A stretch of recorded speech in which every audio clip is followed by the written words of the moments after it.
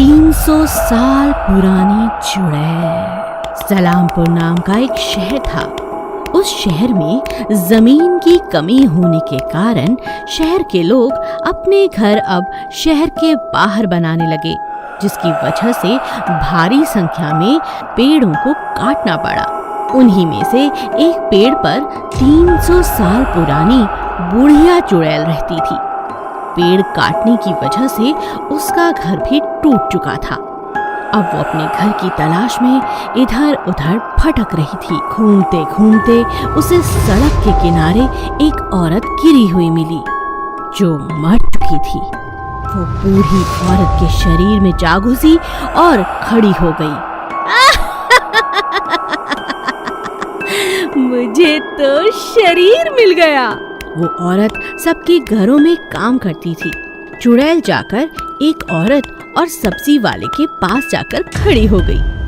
देखो ना चाची, आजकल सब्जी के दाम इतने बढ़ गए हैं, ये लोग तो हमारा खून ही चूस लेंगे। खून का नाम सुनते ही बुढ़िया ने उस औरत को पकड़ा और गले पर अपने दांत घुसाकर उसका सारा खून चूस लिया।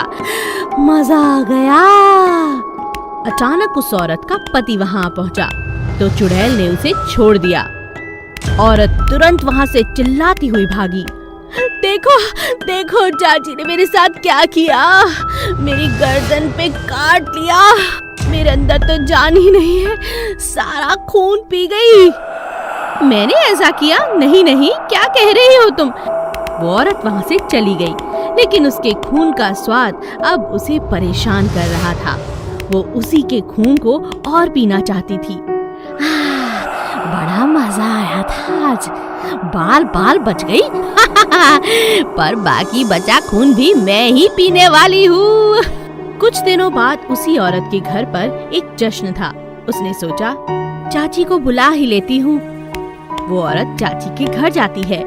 उसे दरवाजे पर देखकर बुढ़िया बहुत खुश हो जाती है और उसे दबोचकर उसका सारा खून पी जाती है।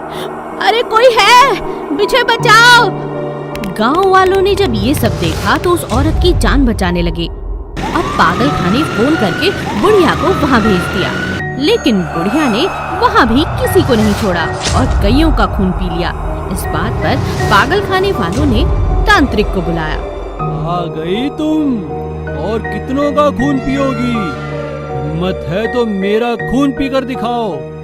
मैं सबका खून पीऊंगी। इन इंसानों ने मेरा घर तोड़ दिया, किसी को नहीं छोड़ूंगी। ये कहते ही चुड़ैल अपने असली रूप में आ जाती है। चुड़ैल तुरंत तांत्रिक के गले को पकड़कर उसका खून चूसने लगती है। तांत्रिक तुरंत उस पर विभूति छिड़क देता है और चुड़ैल के टुकड़े टुकड़े हो जाते हैं। सभी को चुड़ैल और बुढ़िया से निजात मिल जाती है। सब चैन की सांस लेने लगे। पोस्टमैन और चुड़ैल।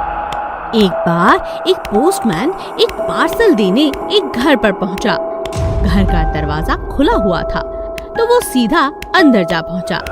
अंदर जाकर देखा तो वो घर महल जैसा खूबसूरत था। वो हैरान हो गया। अरे वाह, क्या बात है, इतना कीमती सामान और ऐसे ही खुला पड़ा है। जब वो एक कमरे में पहुंचा तो उसने देखा कि पलंग पर हीरे, जवाहरात, सोने के सिक्के पड़े हैं। लेकिन जैसे ही उसने अपना हाथ आगे बढ़ाने की कोशिश की, जोर से आवाज आई। ये क्या हो रहा है? खबरदार, जो इनमें से किसी भी चीज को हाथ लगाया। ये सुनते ही वो बहुत डर गया। कौन है आप, और आप मुझे दिखाई क्यों नहीं दे रही हैं? मैं चुड़ैल हूँ, करोड़पति चुड़ैल। डाकिया भागने की कोशिश करता है।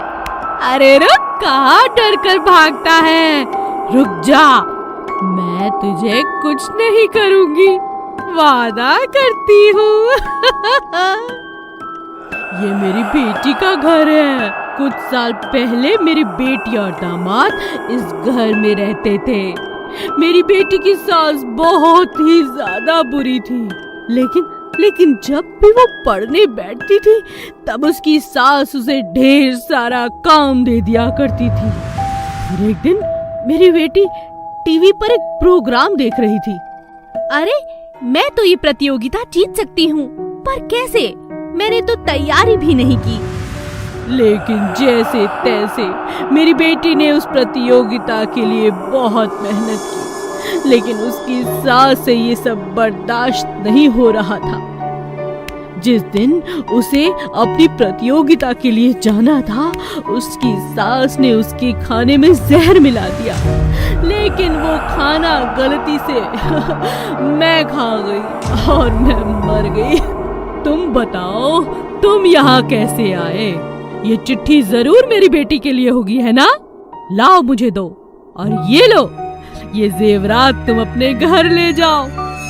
मैं करोड़पति चुड़ैल हूँ, किसी को खाली हाथ नहीं भेजती। डाकिया बहुत हैरान था।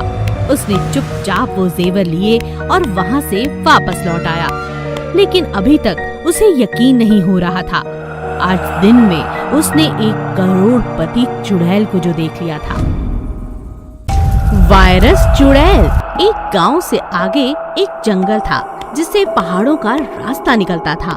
वहाँ दूर जाकर एक कुटिया में एक चुड़ैल रहा करती थी, जो कई सालों से वहाँ पर तपस्या कर रही थी और अपनी चुड़ैल देवी को याद कर रही थी। उसका इतना प्रकोप था कि कोई भी चुड़ैल उससे कुछ भी मांगती तो उसे अपनी तपस्या का फल जरूर मिलता। वो चुड़ैल भी अपनी आँखों से पानी की जगह खून बहाती जा रही थी। उसकी ये तपस्या देखकर डायन चुड़ैल प्रकट होती हैं। क्या चाहती हो तुम मेरी बच्ची? इतना कष्ट खुद को मत दो। बताओ, क्या चाहिए तुम्हें? मुझे इस मानव जाति पर अपना प्रकोप डालना है। अब मुझे कुछ भयानक करना है। तुम्हें मैं एक वायरस देती हूँ, जिसके प्रकोप से तुम अपने हिसाब से जो चाहो वो करना और अपनी इच्छाएं पूरी करना। इतना कहकर डायन वहाँ से चली गई। चुड़ैल खुशी खुशी जोर जोर से हंसने लगी, साथ ही वायरस को भी प्रकट कर लिया। मेरा प्रिय वायरस, जा इस पूरी दुनिया को तबाह कर दे। चुड़ैल उन जगहों पर जाती जहाँ मांस बेचने की दुकानें थीं। अब जिन लोगों ने भी वहाँ से मांस लिया था और खाया था, अब उनके अंदर एक भयानक वायरस प्रवेश कर चुका था।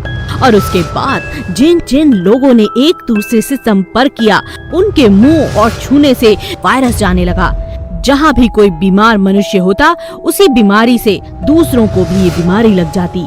कितने ही लोग मरने लगे और चुड़ैल की मर्जी के मुताबिक वो वायरस सिर्फ गांव या शहर ही नहीं बल्कि देश विदेश में फैलता चला गया। ये इंसान बहुत दुष्ट है, इन्हें तो मजा चखाकर मुझे मजा आ गया। सभी राज्य के लोग और राजा एक सभा बुलानी पड़ी और सभी ने स्वच्छता पर पूरा काम किया। घर घर तक जानकारी पहुंचाई गई कि हर कोई हाथ मुंह अच्छी तरह धोए। सभी लोगों ने दिए हुए निर्देशों का पालन किया। कुछ महीनों तक लोग घर से बाहर तक नहीं निकले और धीरे धीरे चुड़ैल का प्रकोप कम होने लगा। यही बात मैं इन्हें समझाना चाहती थी। अब ये समझ चुके हैं, साफ सुथरे रहते हैं। अब मुझे यहाँ से चले जाना चाहिए। नागिन चुड़ैल और बाज चुड़ैल। एक बार की बात है, नागिन राज की महारानी और बाज राज की महारानी की मौत हो गई और दोनों ही महारानियां अपने देशों से गिरकर धरती पर आ गिरी। वो धरती पर चुड़ैलें बनकर घूमने लगी। नागिन चुड़ैल पहले आ गिरी थी, जिसकी वजह से उसने अपने रहने के लिए एक पीपल का पेड़ चुन लिया और कुछ ही देर बाद बाज चुड़ैल भी गिर गई, तो उसने भी अपने लिए वही पीपल का पेड़ ही चुना। जब बाज चुड़ैल वहाँ गिरी तो उसे नहीं पता था कि वहाँ एक और चुड़ैल पहले से रहती है। क्या कर रही हो तुम यहाँ? चली जाओ यहाँ से, ये मेरा पेड़ है, समझी? मैं क्यों जाऊँ? ये मेरा पेड़ है, तुम चली जाओ यहाँ से। मैं कहीं जाने वाली नहीं। ऐसा करते करते दोनों की आपस में खूब बहस शुरू हो गई और दोनों बहस करते करते उसी पेड़ पर सो गई। अगले दिन एक व्यापारी आकर उसी पीपल के पेड़ के नीचे सो गया। उसने अपना घोड़ा पास में खड़ा किया। जैसे ही दोनों चुड़ैलों ने उसे देखा तो दोनों अपना शिकार बनाने उसे नीचे आ पहुंची। मौका देखते ही बाज चुड़ैल उस आदमी के अंदर घुस गई और देखते ही देखते नागिन चुड़ैल भी गुस्से में आकर उसके घोड़े में घुस गई। अब क्या था, घोड़े के रूप में नागिन चुड़ैल अब गांव की तरफ भागी और उसके पीछे ही आदमी के रूप में नागिन चुड़ैल भी भागी।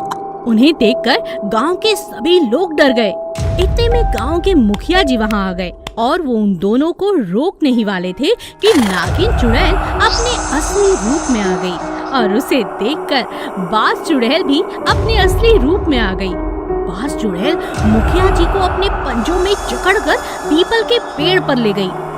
अरे अरे छोड़ो मुझे चुड़ैल, कहाँ लेके जा रही हो? और वहीं उनके पीछे पीछे नागिन चुड़ैल भी आ गई। तुम अपने आप को समझती क्या हो? ऐसा जहर फेंकूंगी तुम पर कि भस्म हो जाओगी। तुम क्या समझती हो तुम्हें मैं छोड़ दूंगी? अपने नाखूनों से चीर कर रख दूंगी। हाँ।